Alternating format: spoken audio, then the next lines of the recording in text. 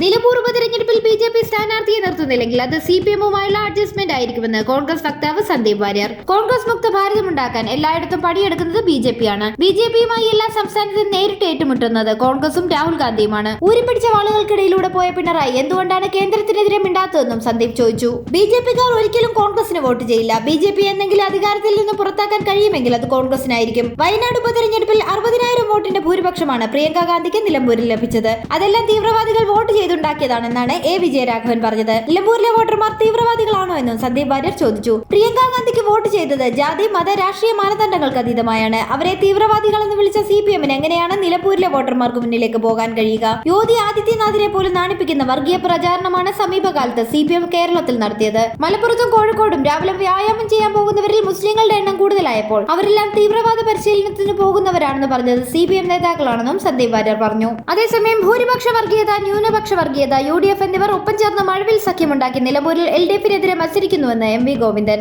നിലമ്പൂർ ഉപതെരഞ്ഞെടുപ്പിൽ LDF സ്ഥാനാർത്ഥിയായി M സ്വരാജിനെ പ്രഖ്യാപിച്ചതിന് ശേഷമായിരുന്നു CPIM സംസ്ഥാന സെക്രട്ടറിയുടെ പ്രതികരണം. നിലമ്പൂരിൽ ബിജെപി മത്സരിക്കുന്നില്ല എന്നത് ഗൗരവത്തിലെടുക്കണമെന്നും ഇതൊന്നും ജനങ്ങളെ സ്വാധീനിക്കില്ലെന്നും അദ്ദേഹം വ്യക്തമാക്കി. രാഷ്ട്രീയ പ്രാധാന്യമുള്ള മണ്ഡലമാണ് നിലമ്പൂർ. സഖാവ് കുഞ്ഞാലിയുടെ നാടാണത്. PV അൻവർ LDFിനെ വഞ്ചിച്ച യൂദാസാണ്. കാല് പിടിക്കുമ്പോൾ മുഖത്ത് ചെളിവാരി എറിയുന്നുവെന്നത് അൻവർ UDFിനെ കുറിച്ചാണ് പറഞ്ഞത്. അൻവറിന്റെ ദയനീയ ചിത്രം കേരളം കാണുന്നുണ്ടെന്നും MV ഗോവിന്ദൻ പറഞ്ഞു. അൻവറുമായി ബന്ധപ്പെട്ട നിലമ്പൂരിൽ ഞങ്ങൾ ഒരു പ്രശ്നവും നേരിടുന്നില്ല. പ്രശ്നങ്ങൾ UDFുമായി ബന്ധപ്പെട്ടാണുള്ളത്. ഇപ്പോൾ VD സതീശൻ ഉൾപ്പെടെയുള്ളവർക്കെതിരെയാണ് അൻവർ തിരിഞ്ഞിരിക്കുന്നത്, അദ്ദേഹം കൂട്ടിച്ചേർത്തു. അതേസമയം നിലമ്പൂർ ഉപതെരഞ്ഞെടുപ്പിൽ ബിജെപി മത്സരിക്കുന്നതുമായി ബന്ധപ്പെട്ട് അനിശ്ചിതത്വം തുടരുകയാണ്. ഉപതെരഞ്ഞെടുപ്പിൽ മത്സരിക്കുന്നതിലെ അനിശ്ചിതത്വം ഉടൻ അവസാനിക്കുമെന്ന് ബിജെപി പറഞ്ഞു. അടുത്ത NDA യോഗത്തിൽ തീരുമാനമാകുമെന്നാണ് പ്രതീക്ഷ.